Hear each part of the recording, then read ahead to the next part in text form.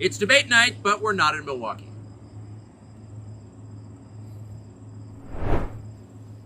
Mr. President, thanks for joining us. Thank you. Why aren't you at the Fox News debate tonight in Milwaukee? Well, you know, a lot of people have been asking me that, and many people said you shouldn't do them, but you see the polls have come out, and I'm leading by 50 and 60 points. And, you know, some of them are at 1 and 0 and 2. And I'm saying, do I sit there for an hour or 2 hours, whatever it's going to be, and get harassed by people that shouldn't even be running for president? Should I be doing that? And a network that isn't particularly friendly to me, frankly. You know, they were backing Ron DeSanctimonious like crazy, and now they've given up on him. I mean, it's a lost cause. It reminded me very much of 2016. You know, in 2016, I went through the same stuff and had to fight them all the way, and then they became very friendly after I won, or just about when I was winning. But I just felt it would be more appropriate not to do the debate. I don't think it's right to do it. If you're leading by 50, 60, I have one problem leading by 70 points, and I'm saying, why am I doing it? And I'm going to have 8 people, 10 people, whoever made the debate, I don't know how many it is, but I'm going to have all these people screaming at me, shouting questions at me, all of which I love answering, I love doing, but it doesn't make sense to do them. So I've taken a pass, as you probably noticed. Well, I did. I'm grateful that you did. It's interesting, though, because you spent a lot of your career in television. Yeah. You had a top show in television on NBC. But you don't feel the need now running for president to do television, obviously. Do you think television is declining? Well, according to a poll that I guess we just saw, it just came out where it's down like 30, 35%, but I think they were referring to cable. I think cable's down because it's lost credibility. MSNBC, or as they say, MSDNC, is so bad. It's so wrong what they write and what they do and what they say. It's, you know, it's fake news, as I said. I think I came up with that term. I hope I did, because it's a good one.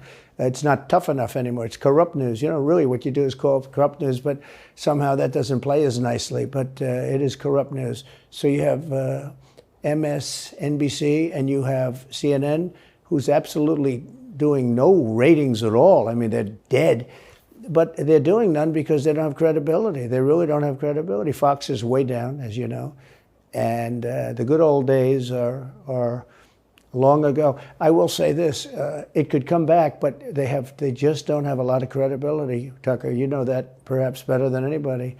I think it was a terrible move getting rid of you. You were #1 on television, and all of a sudden we're doing this interview, but we'll get bigger ratings using this crazy forum that you're using than probably the debate or competition. When you say there are people on stage who shouldn't be running for president, who do you mean? Well, I don't want to really use names, but it wouldn't matter too much. A guy like, I call him Ada Hutchinson. It's Asa, but I call him Ada. Why do you call him Ada? You know, I could tell you, but I don't want to get myself in a little trouble. But he's weak and pathetic, and he was, I never understood the guy, never knew him. He was the governor of Arkansas, not a very popular guy. I don't know how but that state is such a great state. The people are so incredible in that state, and they love me and I love them. How does this guy get elected governor of Arkansas? But he's nasty always, and has been. A guy like Chris Christie, the guy left with a 8%, think of it, 8% approval rating in New Jersey. Now he's running for president.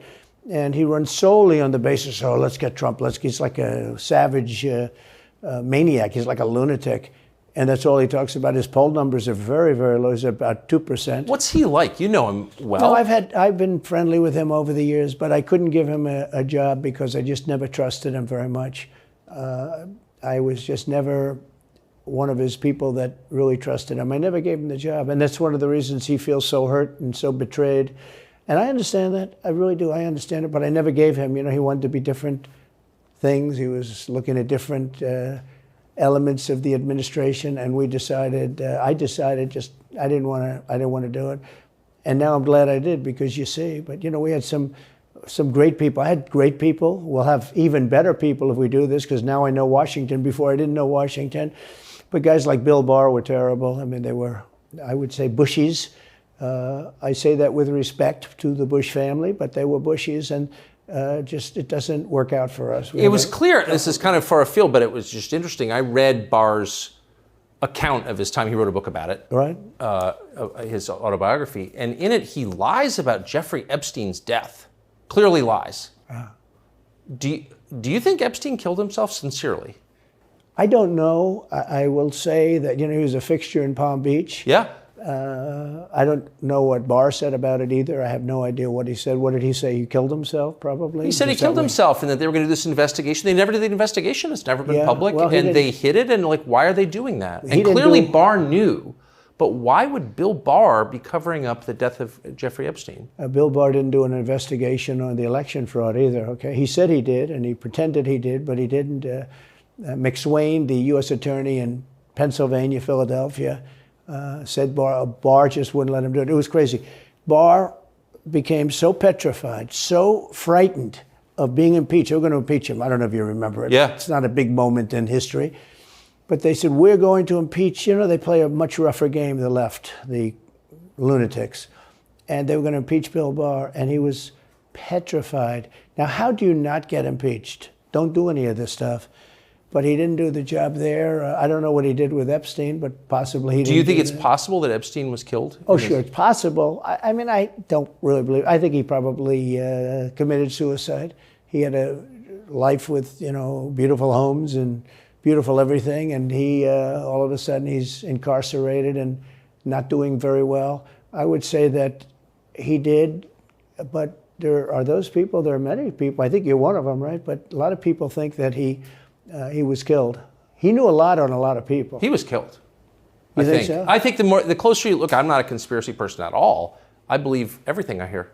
But yeah, the closer you look into it, I mean, the Attorney General of the United States, your Attorney General, clearly lied about the Epstein death. Yeah, and he was. Why? He was certainly. It wasn't well done. They had no cameras. They had no anything. Everybody was sleeping, and a case could be made. Look, I'm not going to get involved in it, but I can tell you, a case could be made either way. But it certainly wasn't the most well-run place. So the reason I'm asking you is I'm looking at the trajectory since 2015 when you got into politics, for real, and then won. It started with protests against you, massive protests, organized protests by the left, and then it moved to impeachment twice, right? And now indictment. I mean, the next stage is violence. Are you worried that they're going to try and kill you? Why wouldn't they try and kill you, honestly? They're savage animals. They are people that are sick, really sick. You have great people in the Democrat Party. You have great people that are Democrats. Most of the people in our country are fantastic, and I'm representing everybody. I'm not just Republicans or conservatives. Right. I represent everybody. I'm the president of everybody. But I've seen what they do. I've seen the lengths that they go to. When they make up the Russia, when that's exposed and they go down, and Barr should have gone after them, and other people should have gone after. And they did very late, because the Durham report came out. It was fairly good. It could have been a lot tougher, I guess, but it was fairly good. But it explained how corrupt it was. I'll tell you who did a great job was the Inspector General Horowitz. He did a phenomenal report. You didn't have to go to Durham. He did it on Comey and on, I guess, McCabe and some others, and it was a vicious, it was basically a true report, how bad they are.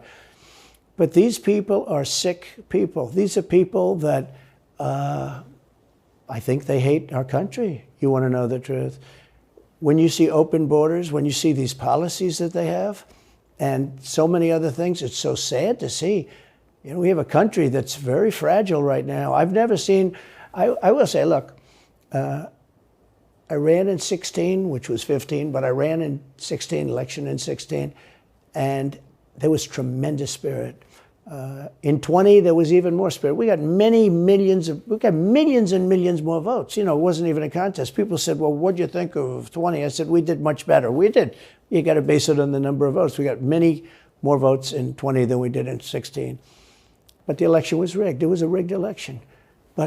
And with COVID, they used COVID to cheat in a lot of different things, and we have so much on it. It's like so easy. But we had judges that didn't want to look. We had people didn't want to get involved. They called you, he's a conspiracy theorist if you say anything about the election. But I have never seen spirit like there is right now. Even coming down here, just the people on the road that are just absolutely going crazy. And the reason is, I think they like me, and I know they love my policies. I hope they like me too. A lot of people say they don't like me, but they like my policies. I think they like me. But I have never seen spirit like it is right now. And the reason is because crooked Joe Biden is so bad. He's the worst president in the history of our country. I don't think he's going to make it to the gate, but you never know. But he's a corrupt person, so corrupt that I took the name off Hillary. I don't do two people at one time. I took the crooked Hillary and I retired the name. That was a good day for her. I bet she was very happy. And I used it for Joe because it's crooked Joe.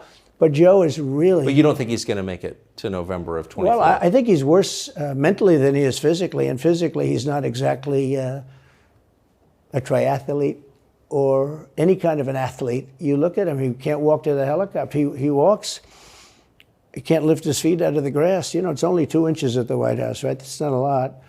But you watch him, and it looks like he's walking on toothpicks. So, and then you see him on the beach where he can't lift a chair. Those chairs are meant to be light, right? They're like 2 ounces. Yeah. You lift them up. He can't lift the chair. He can't walk to the chair.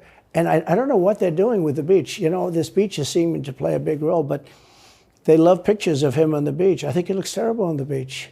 He looks terrible on the beach. Skinny legs. Well, he can't walk through the sand. Sand is not that easy to walk through, but when he walks through it, he can't walk through the sand. And there's somebody in there that thinks he looks fabulous at the beach. I think he looks horrible at the beach. Plus, the beach doesn't represent what a president's supposed to be doing. You're supposed to be working. You're supposed to be getting us out of that horrible, horrible war that we're very much involved in with Russia and Ukraine. You could do that. You could do that very easily. I believe you could do that I don't believe he could do it because he's just incompetent. But that's a war that should end immediately, not because of one side or the other, because hundreds of thousands of people are being killed. Can you imagine you're in an apartment house and rockets are going into that building and blowing it up and knocking it down? And why should anybody, human beings, is a human, whether they're Russian or Ukrainian or whatever they are, it's got to be stopped. And it can be stopped very easily. It would have never started. If I were president, it would have never started. So back to Biden, I'm interested. So you think he's failing? He obviously is failing. I think it's clear to everybody.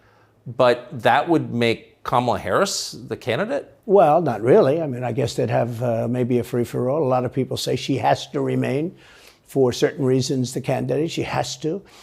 I don't think that's true, actually. I don't think that other people would stand for it. She has some bad moments. Her moments are almost as bad as his. I think his are worse, actually. Yeah. But she seems pretty senile, too. She speaks in rhyme. It's weird. It's weird. But she has bad moments. And in rhyme?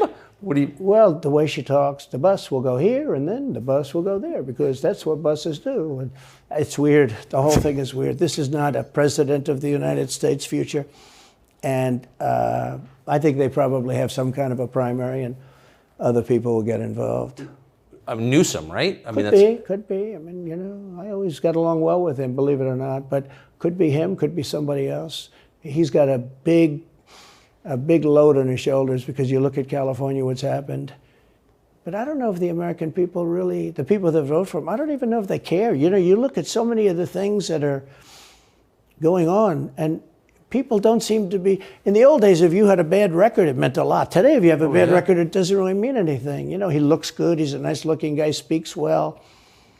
But Biden, every time you watch him talking, it's like he's walking on eggs. You're waiting for him to collapse.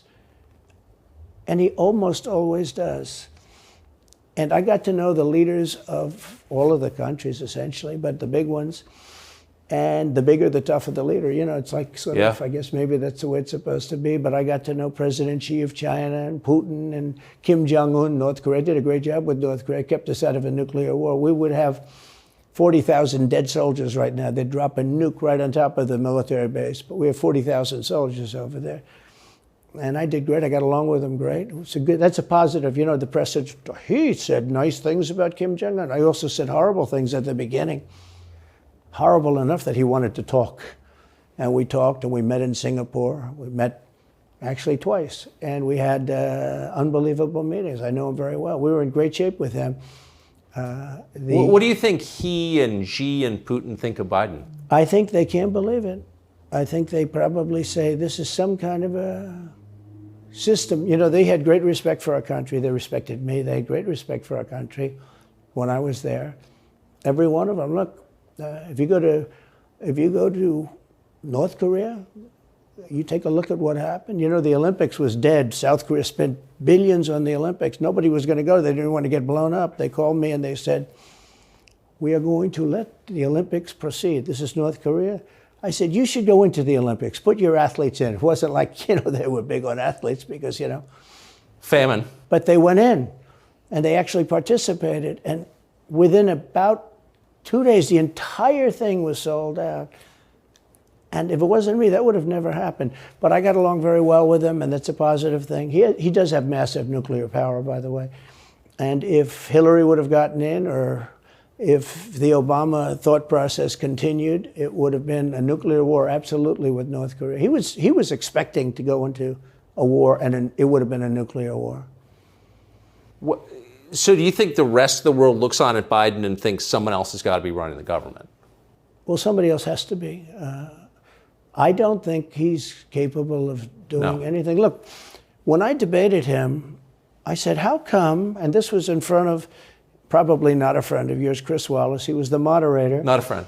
I said, why is it he wants to be Mike, but he doesn't have the talent? It's one of those bitchy little man. He wanted to be his father, but he didn't have the talent of his father was great. He's a little fussy man. His father interviewed me in 60 Minutes. It was actually a 10. Can you believe it? No, I totally. His father had talent, at least. I may have been the only guy that he gave a good 60 Minutes to. He was rough. Really? His father was tough. He was great, though. He was great at what he did. But Chris Wallace was so upset. He was guarding this guy who wouldn't do a show, by the way. You know, he wouldn't do. I figured. I didn't mind Chris Wallace because Biden wouldn't do a show. And it was very obvious. You know, he kept asking him and asking, but he wouldn't do the show. So I figured he's got to like me. But he came from a different planet. But remember when I asked the question, why is it that the mayor of Moscow's wife is allowed to give you $3.5 million? Don't forget, that was brought up. Now it's brought up all the time. But that was brought up by me long before anyone ever heard of it. I said, the mayor of Moscow's wife giving you $3.5 million. What did you do to deserve $3.5 million? To Biden. And Chris Wallace said, this has nothing to do with the debate. I mean, he got in the way of the question. No, it was crazy. And I said, well, wait a minute. He got $3.5 million from the mayor of Moscow's wife. Now, people forget that, but if you go back and take a look, you will see. And Chris Wallace didn't want me to ask that question. I said, I think it's a very appropriate question. It turned out to be much more appropriate than people thought. Amazing. So do you have a preference in, assuming you're the Republican nominee and all goes as you plan it to go, do you have a preference in who you run against? In many ways, I'd love to run against him because his record's so bad. You know, it's still horrible when you look at inflation and everything else, but others also have very bad records. I mean, California's a bad record, so, you know, should it be Gavin or should it be somebody else? When I look at San Francisco, what's happened to that incredible city. That was one of the greatest cities in the world just a short while ago, and now it's very sad when you look at it. Los Angeles, every city practically, all the Democrat-run cities. You know, Republican-run cities are doing very nicely because they arrest people when you have crimes, and they don't go after political candidates because they think it's good. You know, I mean, it's like been amazing. My poll numbers are the highest I've ever had, but because people understand it. Can I just ask you, that gets back to my original question. So if the protest didn't work, you got elected anyway. Yeah. Impeachment didn't work twice, obviously. Indictment is not working. Your poll numbers go up. When they raided Mar-a-Lago in August of last year, your numbers went up. They can indict you 20 times and you're not gonna lose the Republican primary because of that. Well, so it makes it look even more ridiculous. I mean, the 4 indictments, and maybe there'll be more. I don't know. These people are crazy. But they're counterproductive. So if you chart it out, it's an escalation, is what I'm saying. Yeah. So what's next? After, try to put you in prison for the rest of your life. That's not working. So, don't they have to kill you now?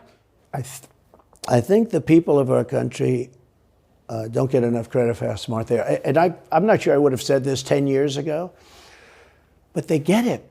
You know, they really get it. When somebody gets indicted, your poll numbers go down. When somebody gets indicted, you announce, ladies and gentlemen, I'll be leaving to spend time with my family and to fight for the rest of my life on this stuff. But you're out of politics. I got indicted 4 times. All trivia, nonsense, bullshit. It's all bullshit. it's horrible when you look and you look at what they're doing. The boxes hoax, I'm covered by the Presidential Records Act. I'm allowed to do exactly that. He's not covered, and he's got 25 times the number of boxes, and he's got them stored in Chinatown. He's got them stored in a flimsy garage underneath his Corvette at Penn. And by the way, at Penn, he gets millions of dollars. China pays this guy millions of dollars. See, I think he's the most corrupt president we've ever had. And he also has the distinction of being the most incompetent. And I believe both. I mean, he's both incompetent and corrupt. So and who I is running the actually government? believe he's compromised because China knows so much about him. They know where the money comes from. They know where it is, who paid it, and they probably paid it. Well, they do pay Penn, and he gets $1 million. I think he takes $999,000 because, keeps it a little bit under $1 million, like by $1. But he, in many ways, is a Manchurian candidate.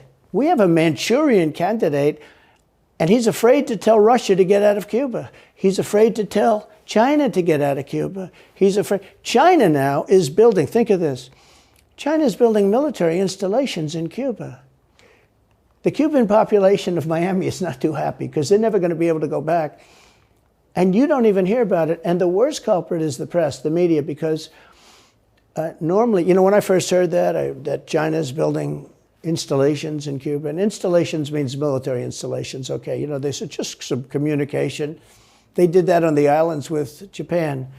They took the island, they started this massive construction, and they told everybody, including the Japanese have to be very careful, they told everybody that this is a housing development. They're going to build a housing development. And I said, how come the runway is 20,000 feet long? Private jets need 4,000 feet. They don't need 20,000 feet. The big ones need 20,000 feet. They don't even need 20. And I looked at the runway. I said, that's the largest runway ever built, both in width and length, for housing development. There's nobody that has a plane that big that you would have a runway that's Why that's is for China testing. allowed to conduct imperialism in our hemisphere? Well, yeah, and it's far beyond Cuba. It's all over South America. Yeah, in the Caribbean. So we built a thing called the Panama Canal. We lost 35,000 people to the mosquito, malaria. Yeah. We lost 35,000 people building. We lost 35,000 people because of the mosquito. Vicious. They had to build under nets. It was one of the true great wonders of the world. As he said, one of the 9 wonders of the world. No, it was one of the 7. It happened a little while ago, It says 9 wonders of the world. You could make 9 wonders. He would have been better off if he stuck with the 9 and just said, yeah, I think it's 9. But this is one of the true 7 wonders of the world. And you take a look at the Panama Canal. It was such an incredible engineering marvel. We sold it under Jimmy Carter. We sold it to Panama for $1. The following day, they quadrupled the amount of money that ships had to pay to get across. They didn't lose one ship. And now they've made it much bigger, and now they've widened it. They've doubled it, right? They've more than doubled it. And it's one of the most profitable things. Any time it's just incredible, right? We gave it away for $1. China now controls it. They actually control the Panama Canal. They run it, they control it. And we shouldn't let that happen. And we can't let China be in Cuba. And they'll get out. If I'm president, they'll get out. Because I had a very good relationship with President Xi, but he respected this country, he respected me. And he'll get out. And we can't let them run the Panama Canal. We built the Panama Canal. Should have never been given to Panama. We should have had it. But we gave it for $1. Think of it.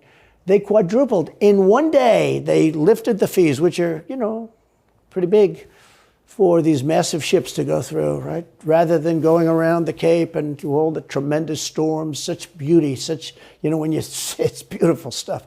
But you didn't want to get caught in those storms. Those were storms that wiped out the biggest ships. And we go through the Panama Canal, we built it, and we gave it away for $1. Think of that, how stupid are we? We have done the stupidest things in this country.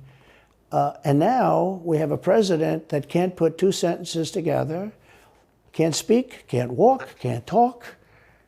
I don't think he gets to the starting gate, but these people do miracles. I mean, he ran out of his basement, and you got away with that one because of COVID, so he sort of got away with it. They cheated on the election, But you have people that are very smart, but they're fascists and they're radical left lunatics, and they're destroying our country with the all-electric cars and the windmills all over the place, which, by the way, don't work, and they're all, most of them made in China. For the most part, they're made in China. Germany a little bit, but China. But you look at what's happening to our country, even no voter ID. I mean, why don't they want voter ID? There's only one reason they don't want voter ID, because they want to cheat. I mean, who doesn't want, the Democrat convention, the last one, they had voter ID that was this big. It looked like a prison card, this big on their chest. You walked in, they had your picture, your this, your fingerprint. They had everything. The most incredible voter ID I've ever seen. That was to get into the Democrat National Convention. But to get in to vote, if you buy groceries, if you buy practically anything now, you have ID on a card. Credit cards or otherwise. But don't you think it's racist to have to show your ID? Well, they probably say that. They use anything not to show ID, because voter ID is pretty simple. And we could go back, and we should go back to all paper ballots, voter ID, same-day voting. France did it. France had mail-in ballots, and it was terrible. Anytime you have mail-in ballots, you're going to have massive cheating on your elections. Anytime, but not just the presidential election. Anytime you have... Isn't that the whole point of them? Yeah. So you can cheat? Oh, yeah, sure. It's their whole point. That's their whole point. They want to cheat. Yeah. They have to cheat because their policies are so bad that if they didn't cheat, they couldn't get elected. Who wants open borders? Who wants high taxes? Who wants high interest rates? Who wants to not be able to use a gas stove or have to drive an electric car, which, you have a 4-hour drive, but the car only goes an hour and a half, so you have to charge it. The happiest moment for somebody in an electric car is the first 10 minutes. In other words, you get it charged, and now for 10 minutes. The unhappiest part is the next hour, because you're petrified that you're not going to be found another charger. People, I'm saying, I'm not knocking electric cars, they're fine. They're fine. But if people want to buy a gasoline car or a hybrid, hybrids are pretty good, actually, but they should be allowed to buy. They don't want to do any of this. So right now, California's in a big brownout, because their grid is a disaster. The grid all over the country is sort of a disaster, but the grid in California. And yet, they want to have in a very short period of time, millions and millions of cars going off that grid, essentially. It doesn't work. So plug your car into a grid that's failing. You should be able to buy an electric car. Electric cars could be fine if you drive short distances and you want to have, whatever, and you have plug-ins everywhere you go. They could be fine. But you got to have gasoline cars. You got to have everything. Let people buy everything. Now the new thing is your heating systems in the house. They don't want you to have a modern day heating system. They want you to use a heating system that will cost you at least $10,000 to buy and won't work very well. None of the stuff works as well. One of the things I did with EPA is you have states, many states, most of the states have so much water. It comes out of heaven, right? The water pours down and you have it. It's there. It's got to go wherever it goes, into the oceans, whatever. It's not like a big problem. Now, in some states, they have a problem. You have some desert areas and all, and for that, it's okay.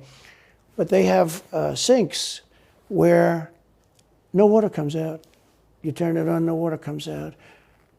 No water comes out of the shower. No water is allowed to go into the washing machine for your dishes or for your clothing or what. And I avoided all of that. Wait, they have sinks where no water comes out? Sure, you have restrictors. When I say no water, very little water. You want to wash your hands, right? Yeah. And you've seen this, and you turn on the sink and it's very little. Or you want to wash your beautiful hair, right? And you're standing under a shower. Then the suds never go. If the water comes out very slowly. I'm sure you've seen this. It usually takes place in new hotels and new homes. Yeah, you take a drill and take the they have limiter out. Well, you can, but now they make it so you can't do that so easily. They have a restrictor. It's called a restrictor, and it restricts the water from coming out. So I ended all of that, and you have to see these. They let the water come out. You know what people do? They wash their hands like 5 times longer, or in the washing machine, they'll press for their. Let's say the dishwasher, they'll press it, then they'll press it about 7 or 8 times. Yeah. They'll end up using more water, and it still won't be very good. I met with the head of Whirlpool. They were practically going out of business during my administration, and they said to me, from Ohio, incredible, great state, I love Ohio, and they were really doing badly because people were dumping washing machines all over, mostly from South Korea, but also from China. And he was explaining it's just a terrible situation. I said, let me ask you, how's the quality? He says, we're better, but they are good enough quality. But, of course he's going to say that, but, they are better. He said, but they don't allow us. They're dumping these machines. They're cutting us in half.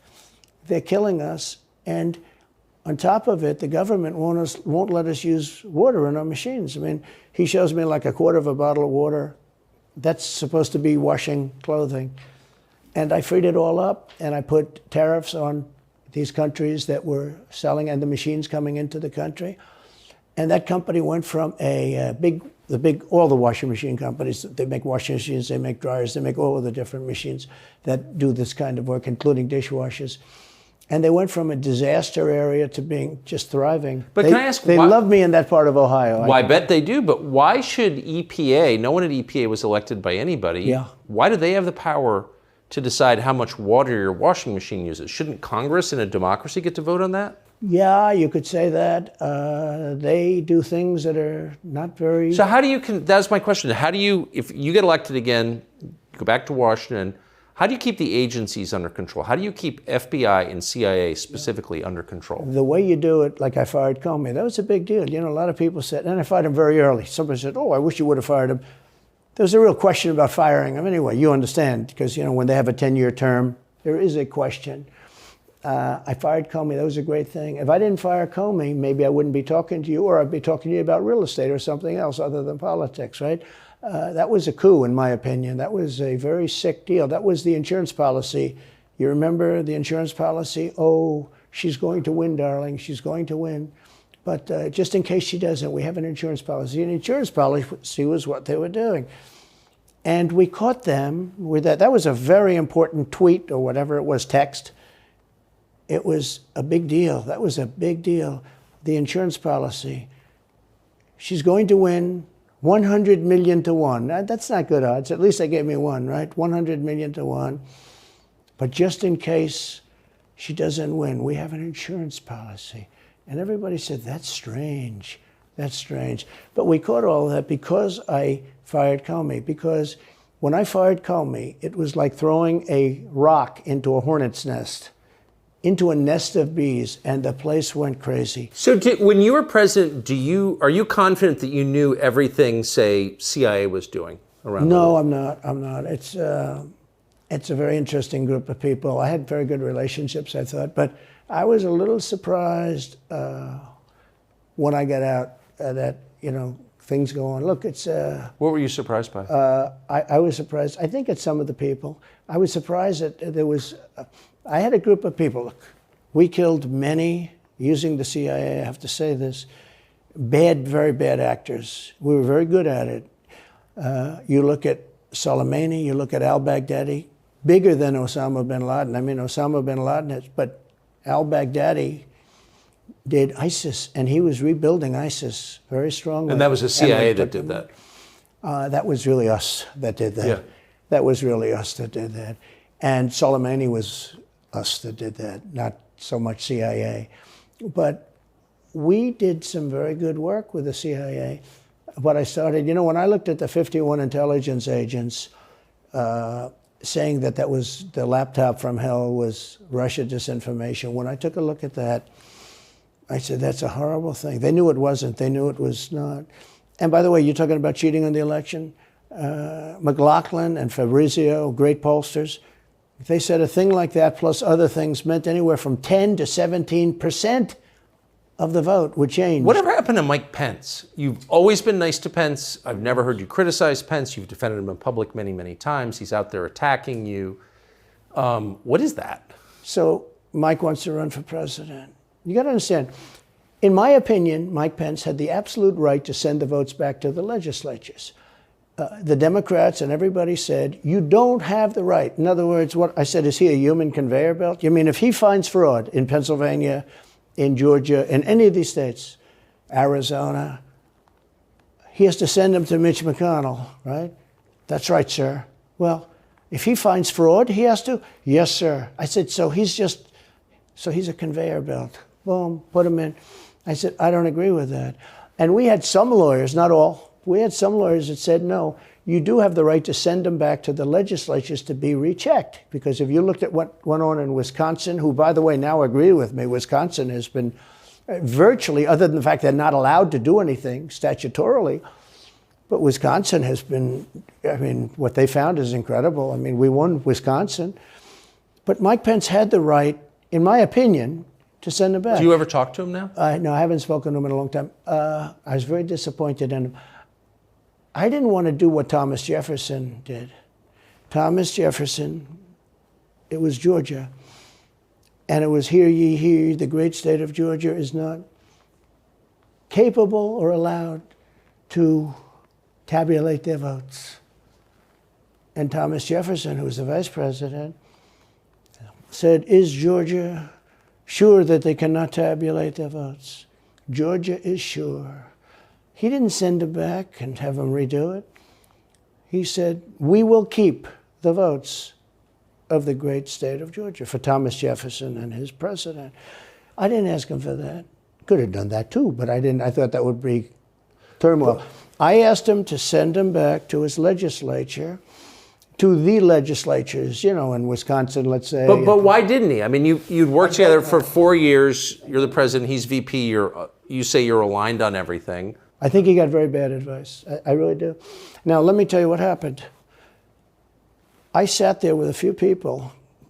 I think his lawyer was in the room too. His lawyer was very much against it. There were other lawyers that felt you could do it. It was one of those things. I think you could have done it. I think you can always do something if you see fraud or if you see problems.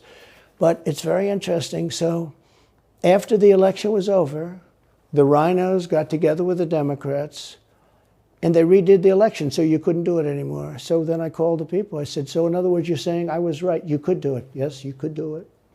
In other words, they took the Voting Act and they redid it so the vice president no longer has the power to do what I said he could do. So when that happened, I said, wow. And you know, you'd look some of these Democrats in the eye and they'd say, he has absolutely no right to do it. And immediately after the election, they met rhinos, could name them all, and Democrats, and they approved legislation that takes away the right of the vice president to do it. So I said, so you're saying I was right.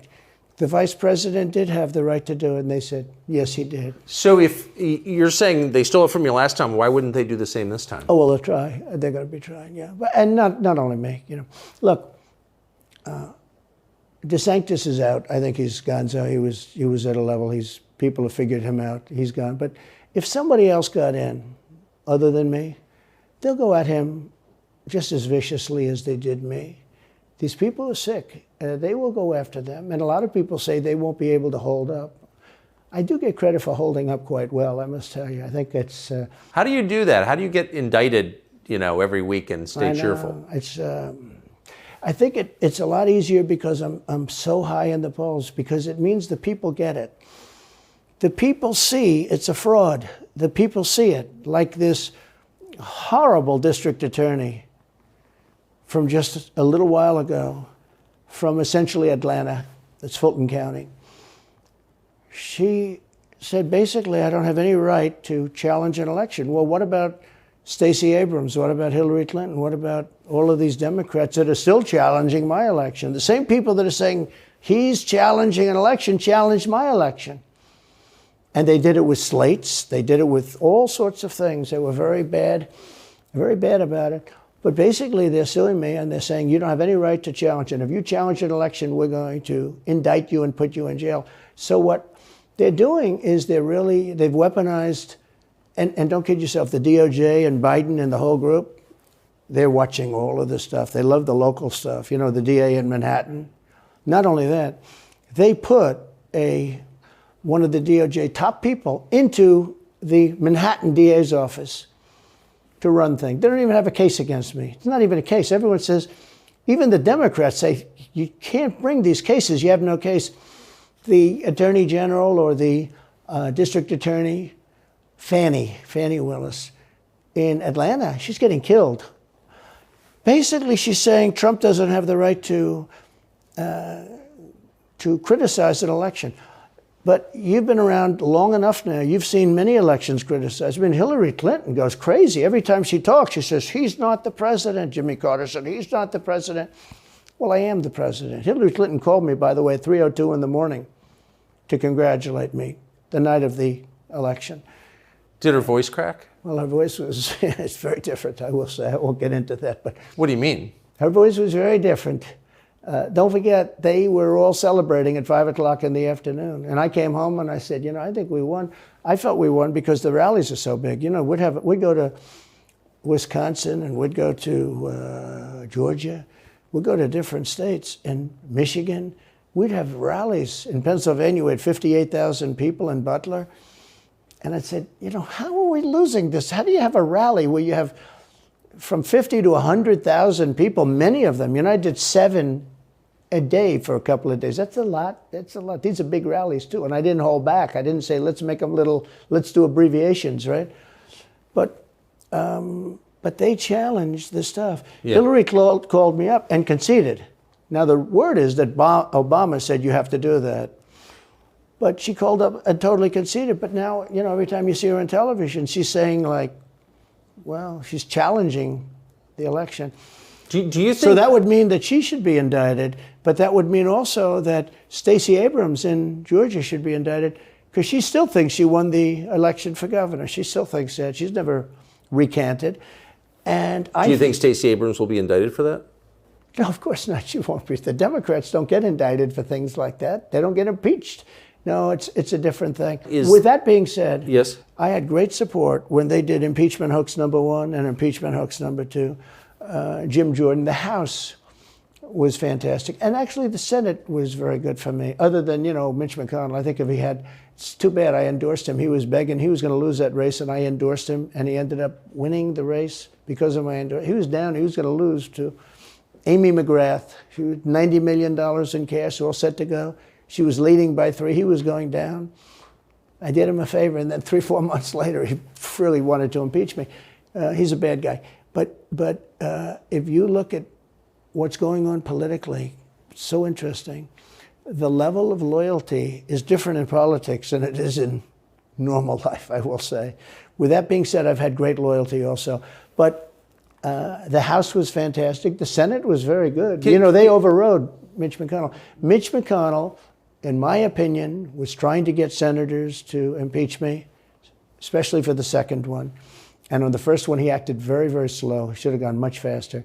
But Mitch McConnell wanted to, and the senators went up to him, guys that are subservient to him because he gives money. He gives them money. He gives them a lot of money. He raises some money and he gives it to them, and therefore they do what he said. That's the only form of leadership he's got. So last question, if you're elected president again, what's your number one priority? When you ran last time, you said, I will build a wall. This time, your bottom line top promise to the country. So you can do numerous things at the same time. Of course. But let's say number one is a border and taking hundreds of thousands of criminals that have been allowed into our country and getting them out and bringing them back to their country, Guatemala. By the way, not only the 4 countries that we think of as neighbors, all over the world. Last month, we had 149 countries represented. Think of it. We had 149 countries represented, Tucker, from places that many people never even heard of, coming into our country. And they're coming in from mental institutions, and they're coming in from prisons. They're emptying out their prisons all over South America. They're emptying out their mental institutions. Terrorists are pouring into our country. We have no idea. I had the strongest border in the history of our country, and I built almost 500 miles of wall. They like to say, oh, was it less? No. I built 500 miles. In fact, if you check with the authorities on the border, we built almost 500 miles of wall, and I had another 200 that I was going to build. It's like water. It seeks. And we're going to build another 200. We built it. It was all set to go. All they had to do was install it. It would have taken 3 weeks. And that's when I found out. I said, I think these people actually want open borders. The first thing I would do would be I would seal up the border good and tight, except for people that want to come in legally. Do you think we're moving towards civil war? There's tremendous passion and there's tremendous love. January 6th was a very interesting day because they don't report it properly. I believe it was the largest crowd I've ever spoken before. And some of the crowds I've spoken before.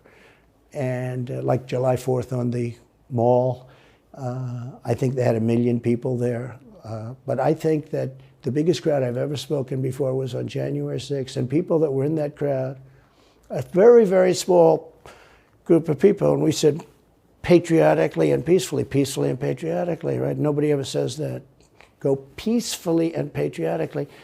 But people that were in that crowd that day, very small group of people went down there, and then there are a lot of scenarios that we can talk about.